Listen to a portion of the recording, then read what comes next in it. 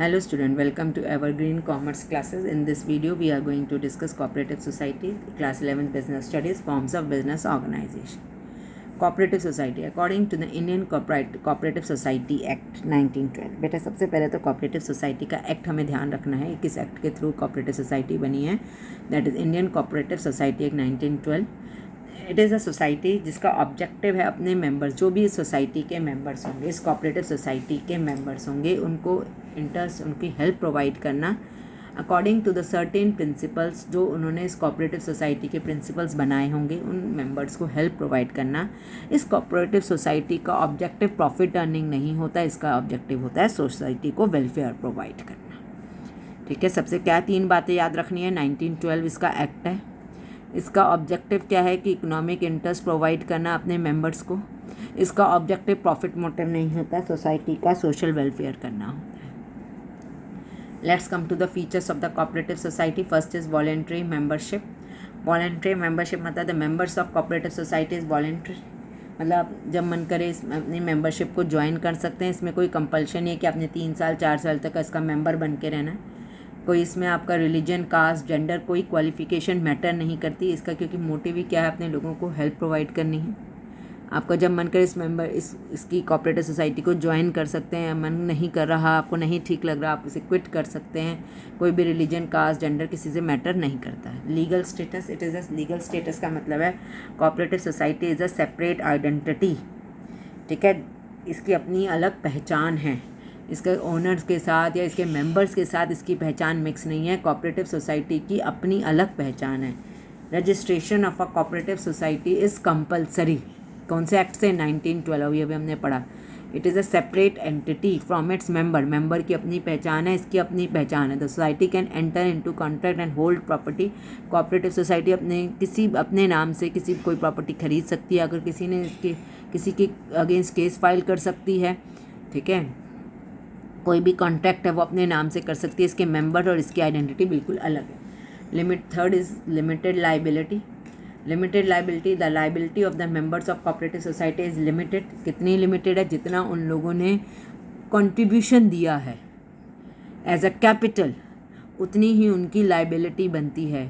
ठीक है, क्योंकि आपको पता है इसका मोटिव कोई प्रॉफिट अर्न करने का है नहीं. इसका मोटिव क्या है? सोसाइटी को वेलफेयर देना. तो लिमिटेड उतनी ही इसकी लाइबिलिटी है जितनी उन लोगों ने कैपिटल लगाई है. ठीक है, that is only the maximum risk the members of an organisation will bear. ठीक है, the liability of all the members are limited to the extent of the amount of capital. Next is control in a cooperative society. ठीक है, न power, जो decision है, lie in the hand of elected. मतलब इसमें क्या होता है, एक वोटिंग सिस्टम होता है.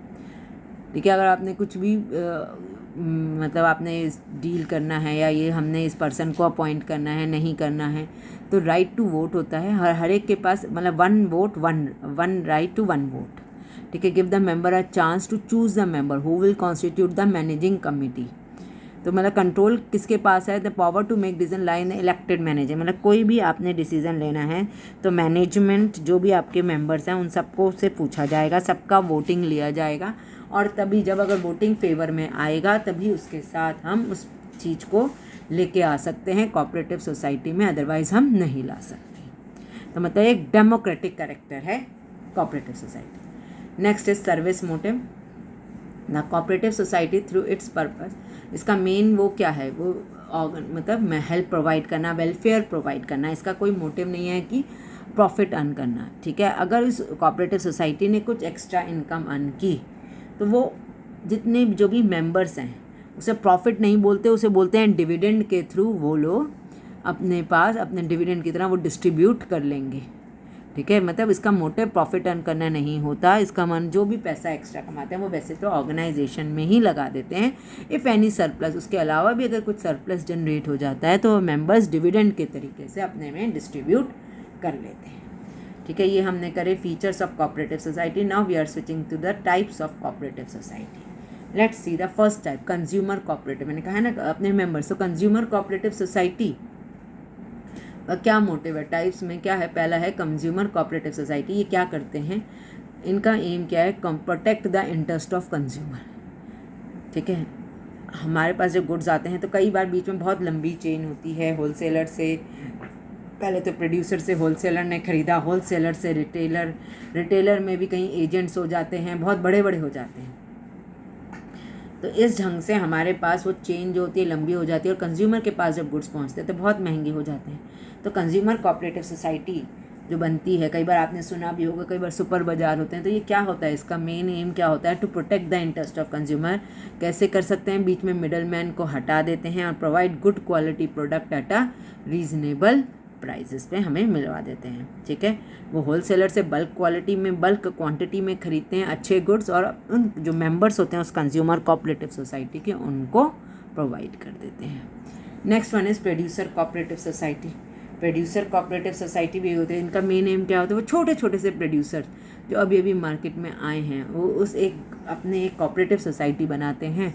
तो उनको क्या होता है कि रॉ मटेरियल, इक्विपमेंट और अदर जो इनपुट्स होते हैं वो रीज़नेबल प्राइस में मिल जाते हैं।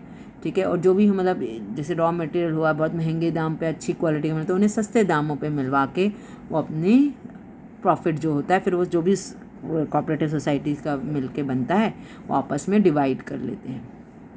Their main is to protect the interest of small producer by supplying the raw material, equipment, other input to the members.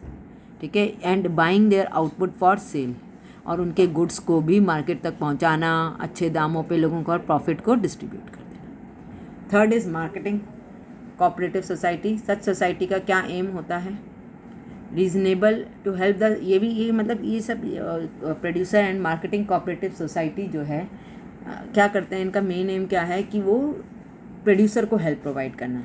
Marketing में क्या क्या आ जाता है, मार्केटिंग का एम है कि भी ट्रांसपोर्ट चाहिए, वेयर हाउसिंग चाहिए, पैक ट्रांसपोर्टेशन था कि गुड्स को इधर से उधर लेके जाना, वेयर हाउसिंग को स्टोर करना, ये सब चीज़ें जो हैं इन्हें ईजिली अवेलेबल करवा देते हैं एट अ रीज़नेबल प्राइस पे। तो प्रोड्यूसर्स की क्या हो जाती है, हेल्प हो जाती है। ये होता है मार्केटिंग कोऑपरेटिव सोसाइटी जो बनी होती हैं, कि अगर किसी को ट्रांसपोर्टेशन की फैसिलिटी तो आपको रीज़नेबल दाम पे पैकेजिंग, ठीक है, और कुछ टाइप से प्रोडक्ट का प्रमोशन करना है, तो ये ईजिली आपके प्रोडक्ट को क्या कर देते हैं, प्रमोट कर देते हैं, आप लोगों की हेल्प कर देते हैं। इनका मेन एम होता है कि इन लोगों को ये सब फैसिलिटीज़, प्रोड्यूसर्स को ये सब फैसिलिटीज़ प्रोवाइड करना है। Next is farmers cooperative society. अब नाम से ही क्लियर है ये किसके लिए होगी, फार्मर्स के लिए होगी। ठीक है, ये मेनली स्मॉल फार्मर्स को हेल्प प्रोवाइड करने के लिए होती है, कि जिनको अच्छी क्वालिटी के सीड्स, फर्टिलाइज़र, मशीनरी और दूसरी मॉडर्न टेक्निक्स प्रोवाइड कर देना। As a member who jointly take up the farming activities to gain the benefit of a large scale farming, ठीक है, टू इंक्रीज द प्रोडक्टिविटी, ताकि इनकी प्रोडक्टिविटी भी अच्छी हो जाए। Next is credit cooperative society. Credit cooperative, credit मतलब उधारी। ठीक है, इनका काम क्या है, कि लोन ईजिली लोन अवेलेबल करवा देना, और एक प्रॉपर रेट पे। इनका मेन एम का है कि भाई लोग कई बार हम बैंक से लोन ईजिली अवेलेबल नहीं हो पाते, तो ये क्रेडिट कोऑपरेटिव सोसाइटी क्या होती है, इन्हें लो रेट पे अमाउंट प्रोवाइड कर देती है। बीच में से कोई भी मनी लेंडर्स को, सबको बीच में से एक्सप्लॉइट मतलब एलिमिनेट करके। Okay, last is cooperative housing society. Cooperative housing society का क्या एम होता है, लो इनकम में इनके घर बना देना, construct houses at a low and reasonable cost and give them option of paying the money in instalment. ठीक है, कई बार आप लोगों ने सुने होंगे कि गवर्नमेंट भी ऐसे ऐसे कई बार नई स्कीम निकालती रहती है, प्रधानमंत्री आवास योजना। इसी तरह से कोऑपरेटिव हाउसिंग सोसाइटी होता है, कम इनकम पे इनके घर बना देना और आराम से इन्हें इंस्टॉलमेंट में पैसे पे करने की फैसिलिटी दे देना। Okay, these are the types of cooperative society. Please like, share and subscribe the video.